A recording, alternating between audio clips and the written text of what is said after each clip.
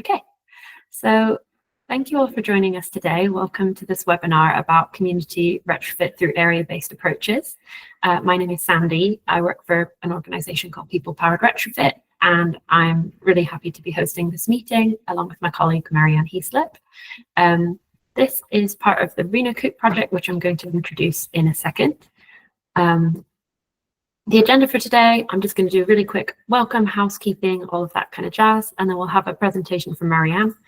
Then I'll do a quick kind of bookend to talk about what's next for the RenoCOOP project and how you can get involved, and then we'll have a Q&A. So please, during the presentation, pop your questions in the chat, and I will compile those for the Q&A at the end. So a little bit about the RenoCOOP project.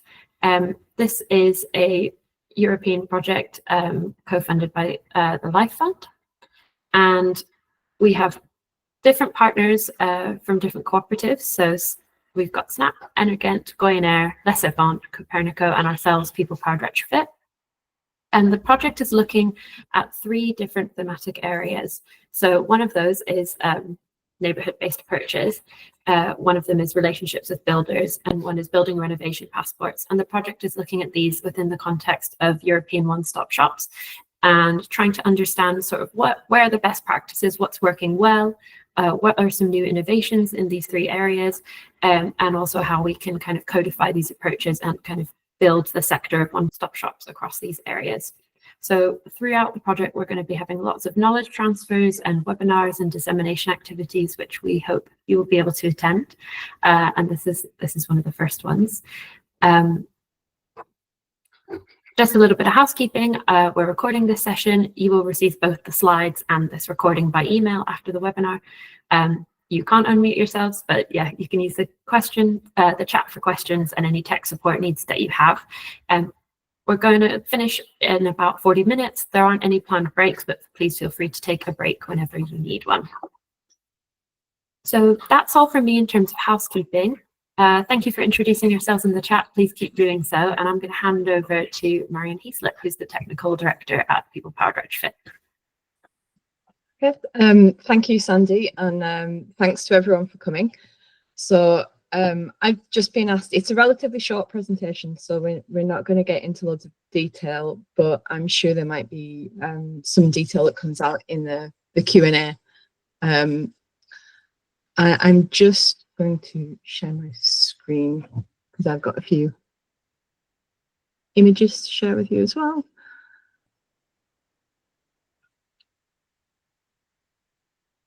So as Sandy said, I'm the technical director at People Powered Retrofit.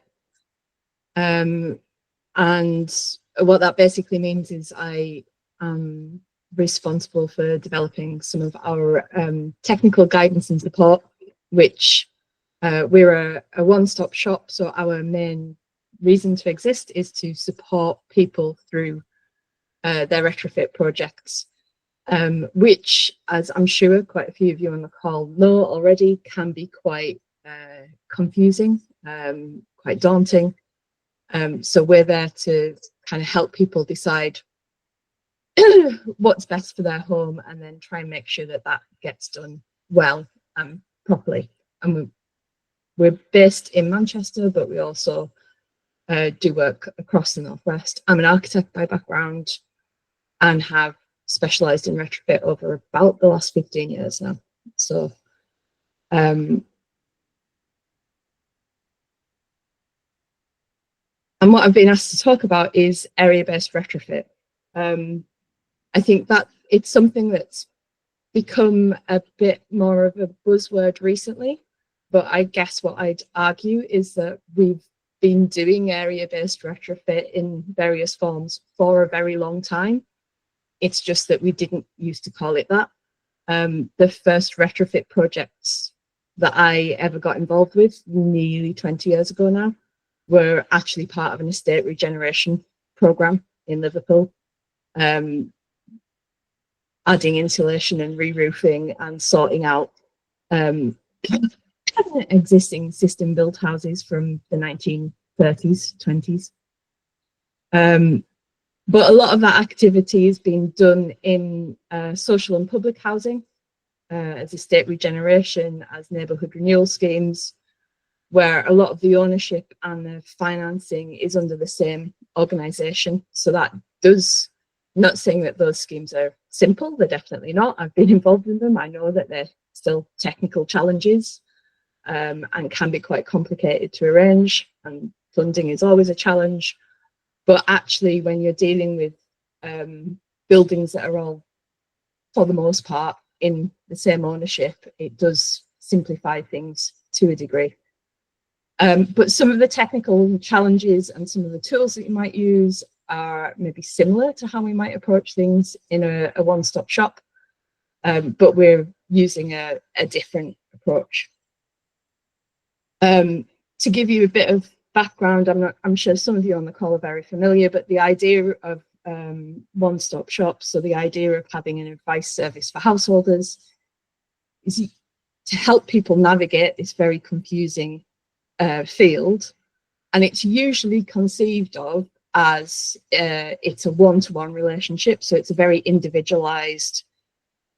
The householder, the person who lives in the house, owns a house usually, is getting some work done as an individual consumer client.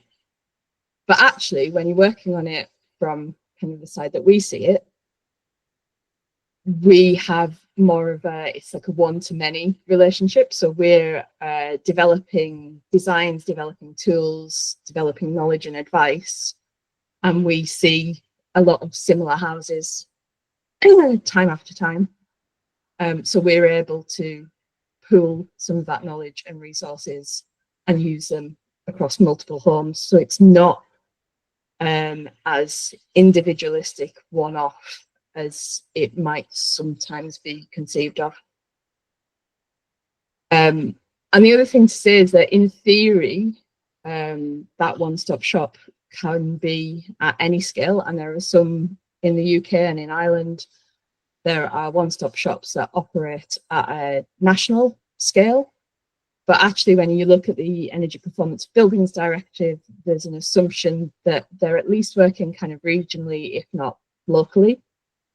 Our experience over the last decade or more really is that that makes a lot of sense and works really well, because there's a huge importance of the local knowledge. So developing knowledge of your local buildings, developing knowledge of who the client base is, and also developing knowledge and understanding the climate that you're dealing with. The map there shows the kind of service areas for people-powered retrofit in the northwest of England. So the orange bit is kind of the area that we cover around Manchester. The green bit above that is Future-Proof Cumbria, who we do a lot of work with. They operate a similar kind of service to householders, but they're doing it in such a way that they are, despite me being Cumbrian, they are far more expert in what's going on in a sandstone cottage in the Eden Valley than I would be, whereas they probably haven't had to deal with some of the Manchester red bricks or the particular types of houses that we see in Liverpool, that kind of thing.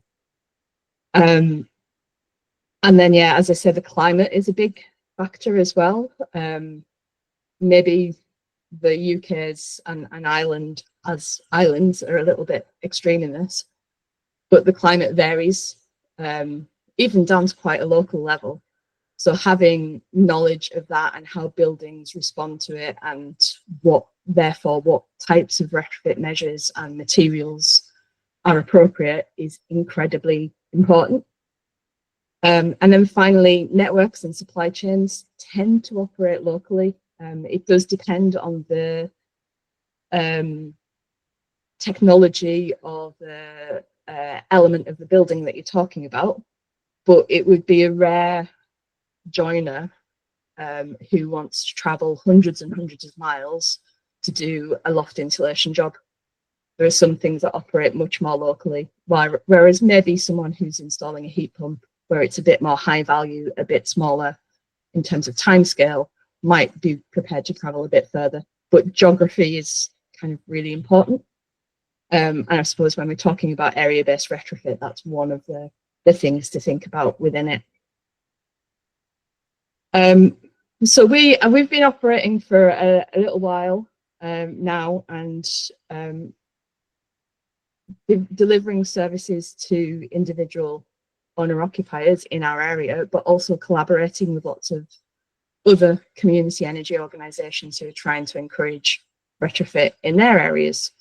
So this is just a bit of a rundown of some of the tools and techniques that we've developed and thought about to kind of leverage some of the benefits of taking an area-based approach to retrofit, particularly in the context of a one-stop shop, but some of this would apply to, you know, anyone who's just trying to get retrofit going in their area.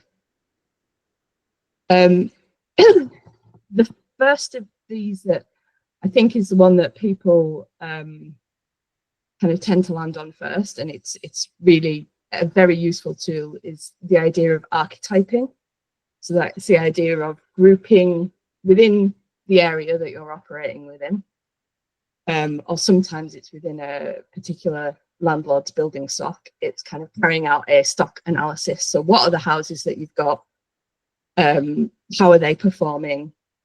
What do they look like in terms of energy use, fuel poverty, those kinds of things. The link there to the National Retrofit Hub has a really useful library of lots and lots of, there's best practice guide, but there's also lots of different goes at archetyping that people have had. What I would say is that when it comes to the work that we tend to do, this stock analysis approach it's quite top down. It's relatively abstract in a way because it tends to be focused on just one or two metrics. It's very much focused on the energy side of things normally, and it's relatively top down.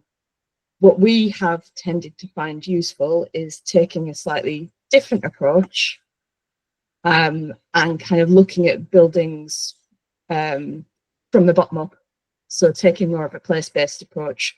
So we're still doing archetyping, but rather than taking all of the energy performance certificates for the stock within a particular ownership or a particular area, we've kind of looked at a lot of maps, done some mapping, but also just walked the streets in an area to identify, okay, that's kind of that type of house that's got a bay window, or those ones tend to have dormers, or those ones have cellars and those ones don't, and starting to group houses on that basis rather than necessarily on the basis of whether they're a terrace or a mid-terrace or an end terrace or a detached house.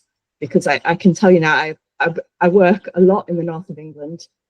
If you told me that a house was just a terrace, I would need to know a lot more about what kind of terrace it was, whether it had an outrigger, whether it was stone built or brick built, whether it had a cellar or not. All of those things I would need to know before I could start to understand some of what the best approaches to retrofitting it might be. The illustrations there are from some work that should be published soon. Looking at Calderdale, it's probably a relatively extreme example of different house types. Calderdale's very unusual. It's topographically and climatically quite extreme. There's a lot of stuff that was developed in the middle of the 19th century that's very densely packed. So we've done a kind of archetype analysis of that to try and understand, okay, these houses are quite unique in a lot of ways, but they're unique to that area. In that area, there are actually hundreds of them. So if you were to give people there just generic guidance on retrofit that might apply kind of to a generic semi-detached house nationally, it probably wouldn't help them get very far. You kind of need people to be able to recognize their own homes. And even getting down to some of the quirks and the details and understanding, okay, that detail repeats quite a lot and it's going to be an issue in a retrofit. So you need to understand it, understand what it is and how you might tackle it. what we've tended to do is use some of that archetyping to also then inform the assessments and the audits that we carry out. It's not a case of like, oh, you've done that archetype, therefore you do X, Y, Z definitely in the assessment or the audit. It's more fluid than that, but it can inform some of the things that you look out for. So if you know that there's a problematic detail or a detail, something that tends to go wrong in some of the houses that you might look at in an area, that might be something that when you come to do an assessment or an audit, you look at in more depth. So when you're doing your air pressure test, for example, you know to look at, oh, have they hidden that weird chimney that we found in 5 or 6 different other houses like this? What can we do about that? How can we make sure that that's not an air leakage path? What is then usually incredibly beneficial, and it's kind of an early stage, you're still talking about engagement stuff here maybe, but if you've got your archetypes and you kind of understand what houses you're dealing with, and you've maybe done an assessment and an audit in some depth on a few of those homes, it can help you to generate some guidance for that type of house in that area, by looking at those example buildings' performance, their context, their condition, and producing some place-based guidance. So you're starting to talk to people about, here's a home that looks very much like your home. In this case, this is something that we did with the trust in Letchworth Garden City. The assumption was that these homes were really, really leaky and drafty. We went and did an air pressure tests in a couple, and they are not as leaky as you might think. But we were able to use that information to inform some guidance that has now gone on to inform the design guidance that's used in planning in that area. So it's kind of evidence-based policy making for some of the design stuff in an area where heritage is quite sensitive. Similar in Saltaire, so this is work that we did with Andrew Gardner from who ran the Retrofit Reimagine project. I would really recommend going and having a look at the booklet that he produced. It's very, very useful, and what was helpful was it in that area, it's a World Heritage Site. People assumed that they couldn't do anything, or they'd come up against barriers because of the heritage aspects of this. Doing that guide that was based on an assessment and an audit of example homes there gave people the opportunity to say, oh, this is what's actually possible, this is what we can do.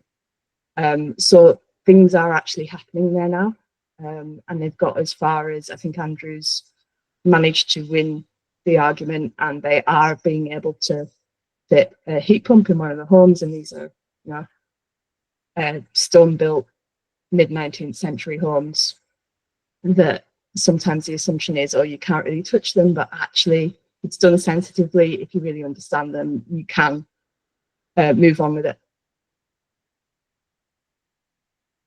And similarly, this is the work in Calderdale that we've just been doing. So looking at the houses in some depth, looking at some of the challenges that you might face. One of the big ones in Calderdale is the fact that there's often very limited outdoor space. So where you put your, it's not actually so bad on that house shown there, but there are others where it's more of an issue. So thinking through those things so that you can share that knowledge and information, and everybody who as an individual might be thinking of doing that work doesn't come up against the same barriers all the time.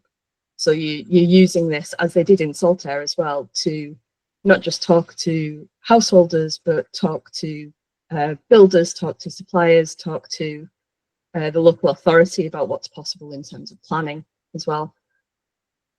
The other thing that we've done in that guidance, and I think it's really important, is that it's really not just about energy. So we've looked at, bizarrely, you wouldn't necessarily think it in Northern Europe, but overheating is becoming an issue. So we looked at integrating strategies for dealing with overheating risk as part of the retrofit, and dealing with moisture and increased rainfall, and in Calderdale flooding is quite an issue as well. So when you're looking at something, when you're looking at it as an area-based, place-based approach, you're looking at the buildings kind of situated in a context, and you have to pay attention to that context, which is about the climate, it is about how the climate is changing, and it's also about people's health and well-being. It's not just looking at EPC results in a spreadsheet. You're kind of getting down to say, okay, whether it's stone built or brick built, these are the different approaches that you might take to doing retrofit. In these cases, they're all about generating guidance so that hopefully it helps nudge projects on, gives people a bit more confidence. But in Calderdale in particular, they're looking at the potential for group schemes and potentially area-based actual delivery as well. What that guidance really helps with is that engagement side of things, but actually just talking to people is incredibly useful. So once you've got that fairly deep knowledge about the homes in a given area, it means that you can then have a conversation with people about homes that look like theirs, that is knowledgeable and practical and considers the barriers that they're likely to come up against and how they might overcome them, rather than it being, again, like it's avoiding that just generic guidance of you should insulate your walls or you should fit a heat pump. It's like, okay, how do I fit a heat pump when my backyard is this big and my neighbours are that far away, and how do we tackle that? So it's engaging people in a way that I think makes it much more understandable.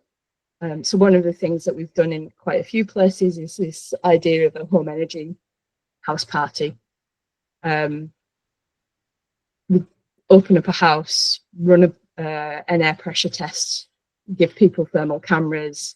It's a way of like engaging and making real some of this stuff that if I just, I'm quite nerdy. I'm happy to look at graphs and charts and things like that and interpret what they mean. Some people do like that stuff, but actually talking to people just sat in somebody's living room going, this is what this means, and actually for the type of bay window that you have here, this is how you might be able to tackle it. That makes it much more real for people, much more accessible, much more likely that things might actually happen because they're seeing what it looks like in a place that looks like their house. At the back end, so this is maybe the stuff that isn't as visible, understanding an area and being able to archetype and group homes means that you start to understand what aspects of design and specification work and can be repeated potentially, and what doesn't, what needs to be developed, what needs to be improved. So what we've found is that because we're repeatedly working on relatively similar buildings in a similar area, we're trying to make that into a virtue through intelligent replication. So we're kind of developing specifications and guidance documents on how, even simple things like how to do loft insulation well, when in some cases you've got lofts that aren't very accessible, or the roof timbers go a certain way. So you're rather than each individual person or each individual builder or each individual designer even necessarily having to develop all of this stuff repeatedly, you're building a library and you're sharing that as far as possible and sharing that knowledge so that people don't make the same mistakes. What this does rely on is going back and looking at what you've done in the past and learning from it, which I think in general the construction industry can be quite bad at, and it's happening again at the moment in retrofit in the UK, where some of the mistakes that have been made are things that people warned about and wrote reports about a decade ago, but we keep trying to learn. But we carry on, we do our best. So yeah, building design libraries, shared knowledge is one of the ways of making something a one-to-many relationships. And in Manchester, as an example, we have a couple of interesting details where we have glazed roof lights at the ground floor at the back of houses. Working out a detail for that works and is robust if you do it once and then refine it rather than having to reinvent it every time, and so that people understand what they can do with that rather than just leaving it. I think that's the benefit of taking that area-based approach, because that's the level of detail that wouldn't come across necessarily just looking at the EPC data. And then, yeah, finally, the big thing as well is that trades and professionals tend to operate in a specific geographic area. So building up that knowledge so that they can share, and it has happened. I've seen it happening in with the people that we work with, where knowledge gets shared between trades, and they even start collaborating, working together. And the other thing, that taking an area-based approach, especially there's probably different levels of area-based approach that work better for other things, but it means that you're starting to build up a certainty of demand, which enables people to support building capacity, so that they can have the confidence maybe to take on another employee or spend some time learning about a particular thing, because they know that that's going to be something that another client asks them for in the future. It's almost like with this, it takes a while, and it's almost like economic development rather than thinking about projects and schemes. It's actually, how do we develop this entire sector of the economy so that it is better able to carry out good quality retrofit work. And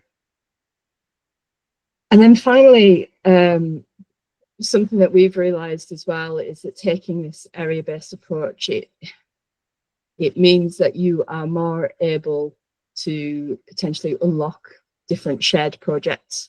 So this is some terrace streets in Liverpool. They're really quite small houses with very little outdoor space. In terms of decarbonising their heating systems, your options are a little bit limited.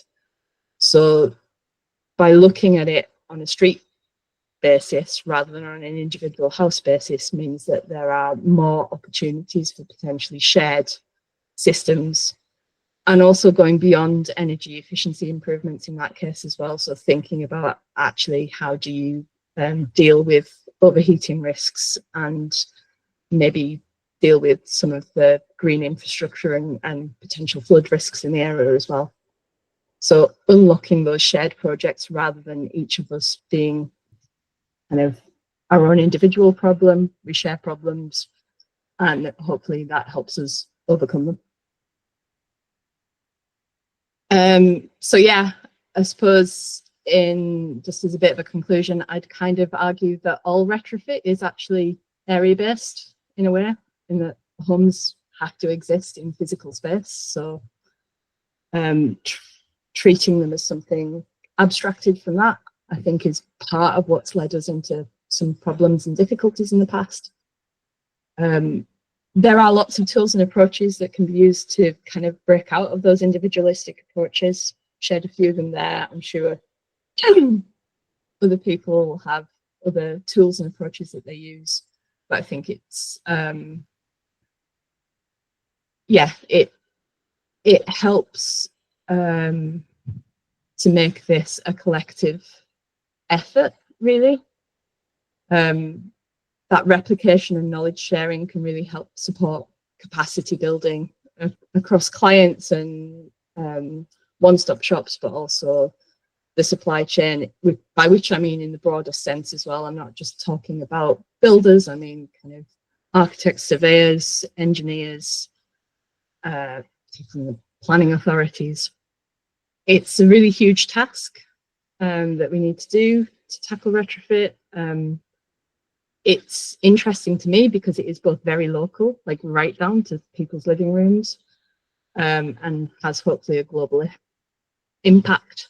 So I would hope that sharing the effort helps, and doing that on an area-based level seems to make a lot of sense. It's just about how we join that up when so much of the thinking and the funding has tended to be more individualistic. So yeah, I will finish there. Thank you so much, Marianne. I'll take over the screen for a second. Yeah, thank you so much. We'll take questions in just a minute. If you have any questions for Marianne based on that presentation, please pop them in the chat. I'm just going to take like 2 minutes to talk about what's coming up next on the RenoCOOP project.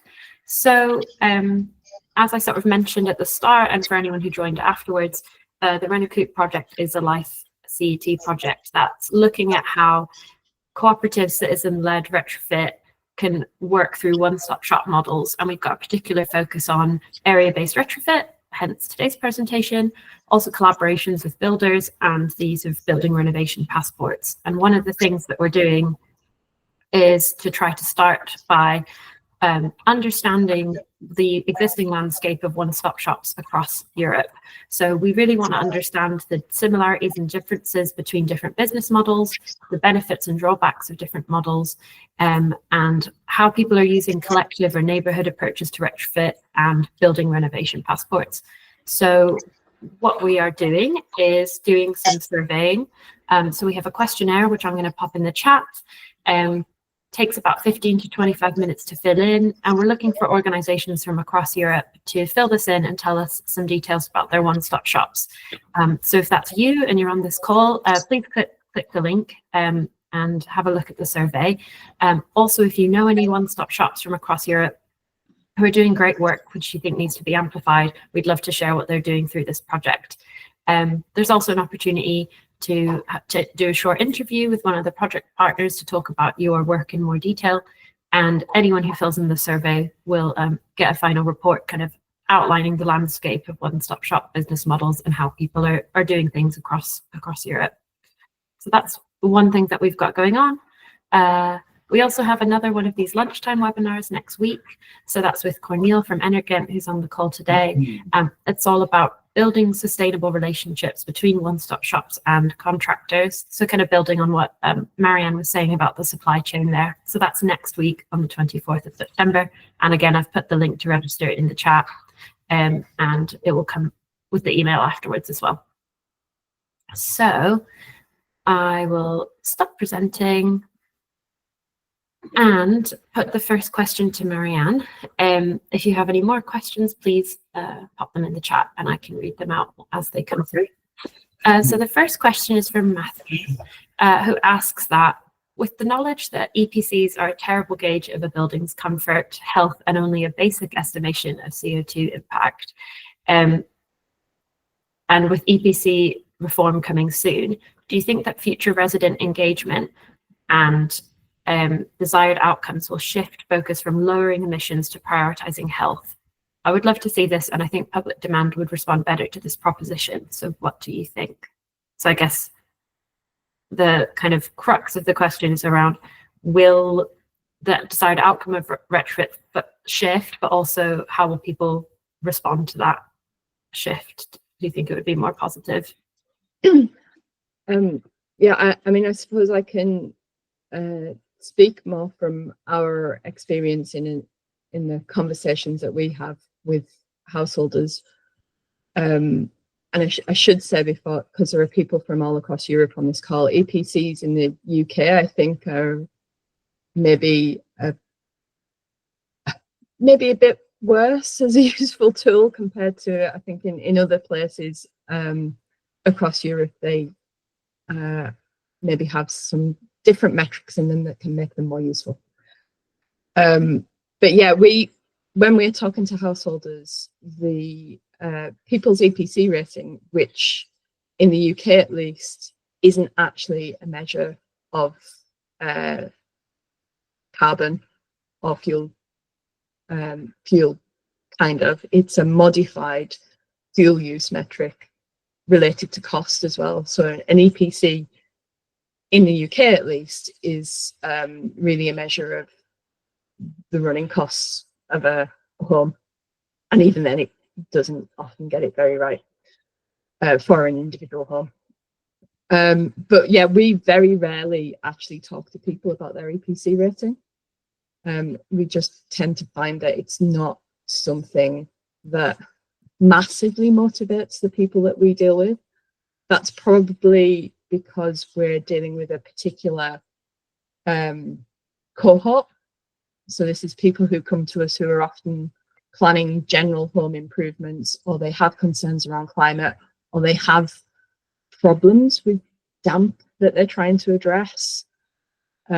So their motivations and drivers are generally not focused on the EPC.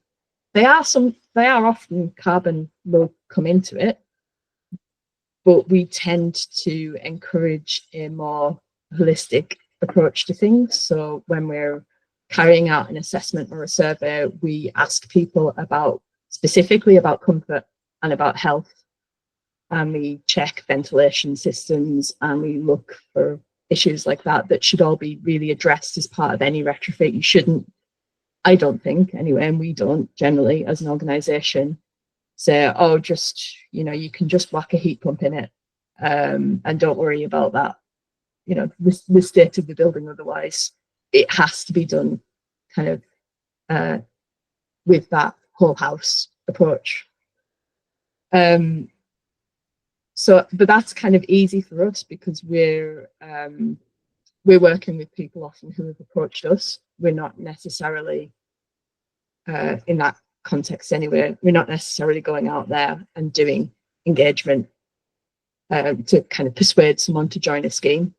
When we have done more of that engagement work, so some of that stuff that we showed in Saltaire and things in Letchworth and in Calderdale, I think absolutely what does come up is people are concerned about their health, and they're concerned about things like damp and mold. They don't necessarily have the language to be able to articulate exactly what the issues are there. So I think part of our job there is to share knowledge and enable people to talk about this stuff so that they can better ask for what it is that they actually need and want. I think we live in a world where it's quite difficult doing that though, because all of the funding mechanisms are driven at the moment by EPCs. So you've got a bit of a clash there if you're dealing with someone who needs to access public funds, has certain things that they need to fix. But I think it is shifting. I think there is greater recognition of even basic stuff like we can't be funding retrofit without funding properly the enabling and repair work that often needs to be done. It's no good putting insulation on someone's wall if they've got a leaking gutter, that kind of basic level of stuff. But it's taking a while to shift things. So thank you so much. right. Another question from another Matthew Club, is about how People Powered Retrofit uses partnering contracts with contractors, whether we adapted an existing construction contract or developed a new one, and how often do we use it? Might be a big question to answer right now, but that is quite a big. So partnering contract is yeah, that's a whole other. I wrote my part 3 case study on partnering contracts, so don't set me off. But we actually worked with a lawyer, Sarah Fox, the 500-word lawyer, to develop a contract that we use with the people that we employ directly, which is only surveyors, sometimes designers. That's a really kind of friendly, simple, approachable contract.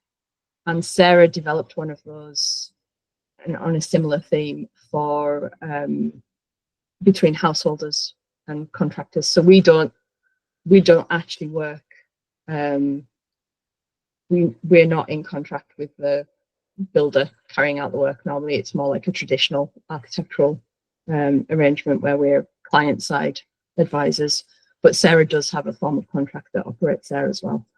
There's probably a whole other, yeah, Matthew, to be honest, it'd be good to have a chat with you about all of that stuff at some point. And as part of this project, we'll probably go into that a bit more and maybe share and publish some stuff. I was just going to say we have a whole work stream of the project about collaborations with builders, and if that's an area people are interested in, we can feed that into this project and see if there's scope. Also, you might be interested in going to Cornelia's presentation next week about how they could contract with solar installers. So that's next week. I put the link in the chat. I think we maybe have time for one more really brief question. So I just want to. Oh, sorry, just on that one, just to say that we don't. We haven't insisted for a while that people go out for free quotes, because the way that things are, that often doesn't work. So negotiated contracts or partnering of somewhere with someone who you trust and you've got an open dialogue with can often work quite well, compared with trying to get free quotes from, you know, at least one person doesn't really want to quote because they're too busy or whatever. Sorry, Sandy. No, that's okay. Thank you. Let's see if we can answer Joseph's question and then we'll wrap up. So Joseph asks if there are any existing one-stop shops who directly employ rather than just coordinate the various contractors needed for retrofit. I can give a small answer on this. Just it might not be considered as a one-stop shop potentially, but I know that there's a direct labour organisation called Glasgow City Building in Scotland, who are a direct labour organisation linked to the council, and they do a range of different construction jobs in council homes, including retrofit, and that's probably the most pertinent example I can think of where the one-stop shop, in terms of a local authority one-stop shop, sort of employs staff directly. I'll try and find something about them and put it in the chat, but then Marianne, if you know of any. Yeah, well, so in Ireland, that is the model now. Basically, the one-stop shop takes on the contracting risk. So Superhomes Ireland and various others, the contract is between the householder and the one-stop shop, and the one-stop shop employs the contractors. I think there's probably, as part of this work, it's something that we can look at, because I think there are definitely pros and cons of the different approaches. Martine's got a hand. I'm afraid, Martine, we're at time, so I'm going to have to wrap up. But if you want to put something in the chat, then we can share it. So yeah, we're at time now. Thank you so much, Marianne, and thank you so much to everyone who came along. Once again, we've got another webinar next week, and the link is in the chat, and a research survey that we're doing. So please take a look at those, and hopefully see a lot of you next week. But I'll be in touch afterwards with the recording and with the slides. And if you have any other questions for us or things you want to see us focus on in the RenoCOOP project, please let us know. But I'll let everyone get on with their afternoons since we're at time. But thank you all so much. Thank you, everyone. All right. Bye-bye. Bye.